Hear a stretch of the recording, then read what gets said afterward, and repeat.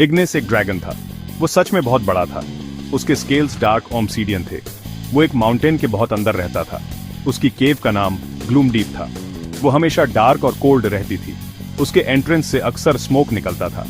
Gloom deep के अंदर shadows नाचते थे। वहां की एयर स्मोक से भरी हुई थी और एंशिएंट स्टोन की स्मेल।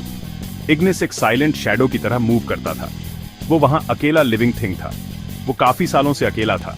उसका दिल पत्थर जैसा भारी लगता था। उसने कभी रियल काइंडनेस जानी ही नहीं थी। किसी ने भी उससे कभी सॉफ्टली बात नहीं की थी। वो हमेशा सिर्फ अपना रिफ्लेक्शन देखता था।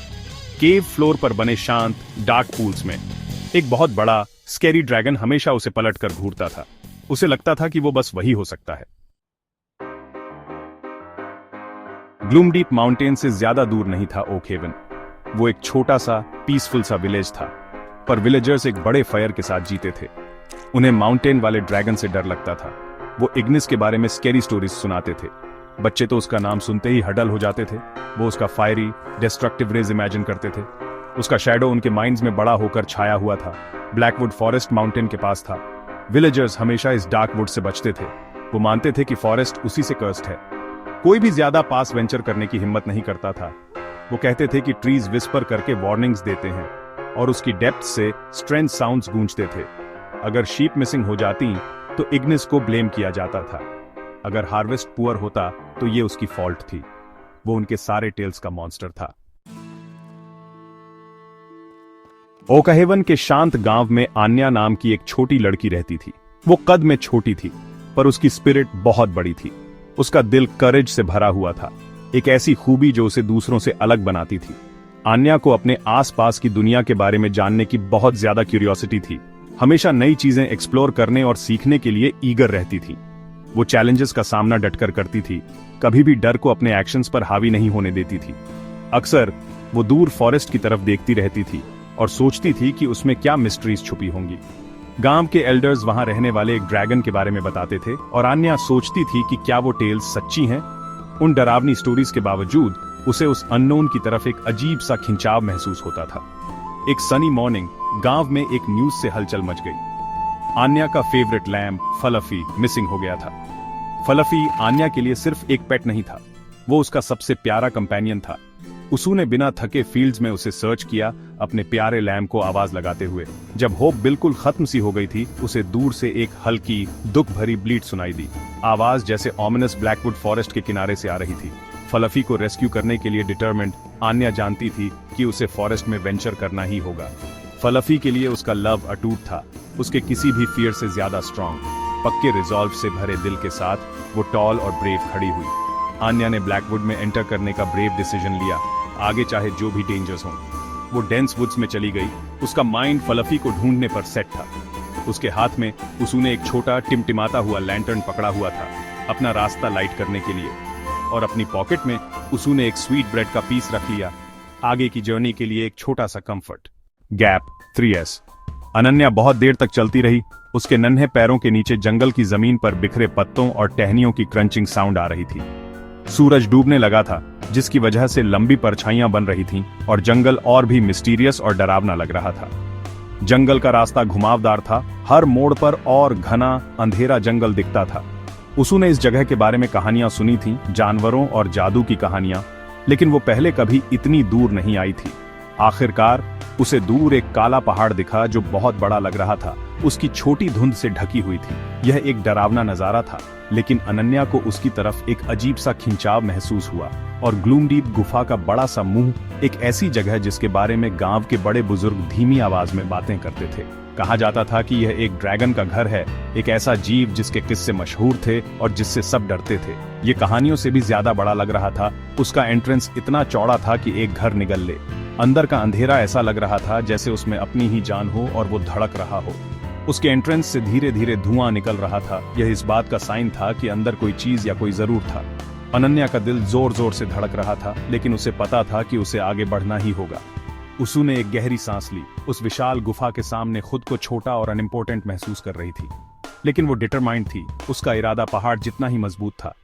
फिर उसने धीमी आवाज में पुकारा। उसके शब्द गुफा की दीवारों से टकराकर गूंज रहे थे। हेलो, उसने कहा। उसकी आवाज हल्की सी कांप रही थी। अंदर इग्निस ड्रैगन सो रहा था। उसका विशाल शरीर अंधेरे में सिमटा हुआ था।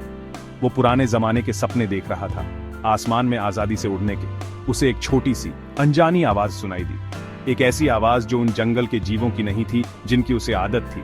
उसका कान फड़का और वो अपनी नींद से जाग गया। उसू ने धीरे से अपनी एक बड़ी सी आंख खोली। सुनहरी आंख की पुतली में गुफा के एंट्रेंस से आ रही टिमटिमाती रोशनी दिख रही थी। वो क्यूरियस था लेकिन साथ ही कॉशियस भी।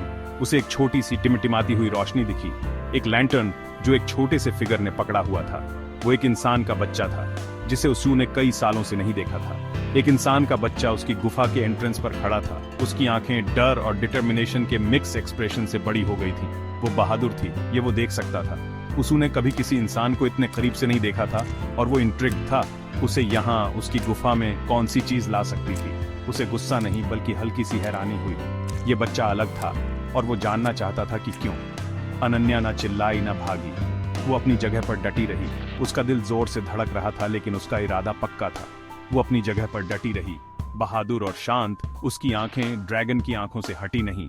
उसू ने ऊपर उस विशाल ड्रैगन को देखा। उसका छोटा सा शरीर उसके बड़े साइज के सामने बहुत छोटा लग रहा था, लेकिन वो हिली नहीं। हेलो, उसू ने फिर से कहा। उसकी आवाज नर्म लेकिन फर्म थी। मैं अपने छोटे से लैम्प को ढूंढ रही हूँ, मैं अपने छोटे से लैम्प को ढूंढ रही हूँ, उसू ने रिपीट किया। उसकी आंखें गुफा के अंधेरे में कुछ ढूंढ रही थी। उसू ने स्वीट ब्रेड का टुकड़ा आगे बढ़ाया, शांति और दोस्ती के लिए एक ऑफर की तरह। प्लीज, क्या आप उसे ढूंढने में मेरी हेल्प कर सकते हैं? अन्या को उस दिन अपना लैम्प नहीं मिला, लेकिन उसे कुछ और मिला। उसे इग्निस के साथ एक कनेक्शन मिला। वो हर रोज उससे मिलने लगी। वो उसके लिए मीठी खुशबू वाले फ्लावर्स लाती थी या फिर उसे ओकहेवन की स्टोरीज सुनाती थी। उसू ने सनशाइन और रिवर के बारे में बताया, ऐसी चीजें जो ड्रैगन ने कभी सच में नहीं जानी थीं। इग्निस ने बहुत ध्यान से सुना। उसकी बड़ी गोल्डन आईज उसे देखती रहती थी। उसू ने लॉफ्टर और प्ले के बारे में सीखा। उसू ने ब्राइट वार्म सन के बारे में सीखा। ये उसके लिए न्यू आइडियाज थे। उसकी दुनिया हमेशा बहुत डार्क रही थी। अन्या के शब्द छोटी छोटी लाइट्स की तरह थे जो कुछ उदासी को दूर भगा रहे थे। अन्या ने उसे कंपैशन सिखाया। वो पास आने से कभी नहीं डरती थी। एक दिन उसू ने प्यार से उसके स्नाउट को सहलाया। उसके ऑब्सिडियन स्केल्स उसे वार्म महसूस हुए। एक ऑटम में एक भयानक तूफान आया। काले बादल ओकहेवन के ऊपर जमा हो गए। हवा भूखे भेड़िए की तरह गरज रही थी। कई दिनों और रातों तक बारिश जोरों से बरस रही थी। नदी उफान पर थी, गुस्से में और तेज। वो अपने किनारे तोड़कर बहने लगी और खेतों में बाढ़ आ गई। फिर पुराना लकड़ी का पुल टूट गया। गांव बाकी दुनिया से कट गया था और सब डरे हुए थे। गांव वाले फंस गए थे और परेशान थे। उनके घरों को पानी से खतरा था। उन्हें मदद चाहिए थी लेकिन कोई उन तक पहुंच नहीं पा रहा था।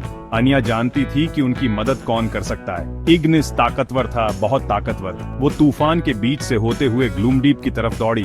उसू ने इग्निस से रिक्वेस्ट की कि वो उसके गांव को बचा ले। वो जानती थी कि ये बहुत बड़ी बात थी जो वो मांग रही थी। इग्निस ने अन्या की अर्जेंट रिक्वेस्ट ध्यान से सुनी। उसे भी डर का एक झटका सा लगा। वो गांव वालों से डरा हुआ था। उसे उनका चिल्लाना और पत्थर फेंकना याद था। जब स्टॉर्म फाइनली चला गया तो विलेजर्स ने इग्निस को डिफरेंटली देखा। आसमान क्लियर हो गया और सन एकदम ब्राइटली चमक रहा था, पूरे विलेज पर एक वार्म ग्लो डालते हुए। वो उनकी स्टोरीज वाला मॉन्स्टर नहीं था। वो डर जो कभी उनके हार्ट्स पर छाया हुआ था अब धीरे धीरे गायब होने लगा था। वो उनका सेवियर था, उनका ब्रेव फ्रेंड। वो जिसू ने उनका साथ दिया जब उन्हें उसकी सबसे ज्यादा जरूरत थी। वो उसके पास आए, पहले स्लोली। उनके स्टेप्स हेजिटेंट थे पर उनके हार्ट्स उम्मीद से भरे हुए थे। फिर उन्होंने उसे थैंक्स कहा और स्माइल्स दी। उनका ग्रेटिट्यूड एकदम जेन्युइन था और उनकी जॉय साफ महसूस हो रही थी। उन्हें रियलाइज हुआ कि डर ने उन्हें अंधा कर दिया था। वो इग्निस के बारे में शुरू से ही गलत थे। इग्निस को अपने अंदर एक वार्मथ महसूस हुई। ये एक ऐसी फीलिंग थी जिसे वो बहुत पहले भूल चुका था। इग्निस अब वो लोनली ड्रैगन नहीं रहा। उसे एक ऐसी जगह मिल गई थी जहां वो बिलोंग करता था। उसके पास अन्या थी, उसकी डीरेस्ट फ्रेंड। वो हमेशा उस पर यकीन करती थी, तब भी जब दूसरे नहीं करते थे। और अब पूरा विलेज भी उसके साथ था। वो उसकी फैमिली, उसकी कम्युनिटी बन गए थे। वो उसके लिए ताजी घास के गिफ्ट्स लाते। ये उनका अप्रिसिएशन दिखाने का तरीका था। और कभी कभी स्वीट केक्स और फ्रूट्स। ये छोटे छोटे जेस्चर्स उसके लिए बहुत मायने रखते थे। उसने पहली बार सच में हैप्पी फील किया। ये जॉय ओवरवेलमिंग थी पर कंफर्टिंग भी थी। उसका हार्ट जो कभी हैवी था अब लाइट फील हो रहा था। अकेलेपन का बर्डन हट गया था। उसे दुनिया में अपनी जगह मिल गई थी, एक ऐसी जगह जहां उसे प्यार किया जाता था और एक्सेप्ट किया जाता था। वो ओक हेवन का प्रोटेक्टर बन गया। वो विलेज जो कभी उससे डरता था अब उसकी रिस्पेक्ट करता था, और ब्लैकवुड का गार्डियन भी। वो जंगल पर भी अपनी पूरी नजर रखता था। वो जमीन और उसके लोगों पर नजर रखता था, उनकी सेफ्टी और वेल बीइंग का ध्यान रखता था। उसकी फायर अब डराने के लिए नहीं थी, वो वार्मथ और प्रोटेक्शन का सिंबल बन गई थी। कभी कभी वो उसे बॉनफायर्स जलाने के लिए यूज करता था, विलेज की गैदरिंग्स में लाइट और वार्मथ लाने के लिए।